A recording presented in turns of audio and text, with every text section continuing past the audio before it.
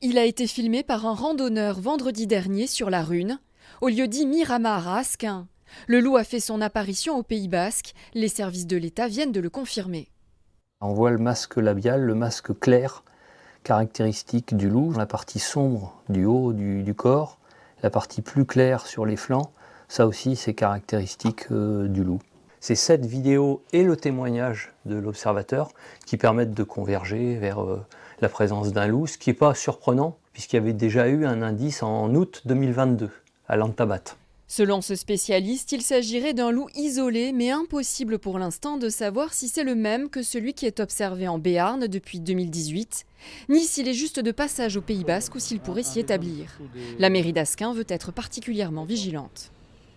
Il faudra voir après si on le revoit, s'il y a des dégâts au niveau des élevages, en particulier puisque a priori il y aurait un éleveur à Vera qui aurait été impacté par l'animal. Alors est-ce que c'est le même ou pas, j'en sais rien. Des agneaux qui ont été attaqués.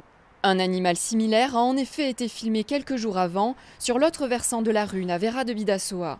Le massif compte près de 3000 hectares. La mairie d'Asquin va alerter toutes les communes voisines. Il va falloir qu'on aille voir les éleveurs et puis on a l'habitude sur le massif de la Rune de travailler conjointement avec tous les partenaires du Nord et du Sud et on va essayer de répondre collectivement. Côté français, 5 éleveurs font transhumer leurs brebis sur la Rune et sont encore stupéfaits par la nouvelle.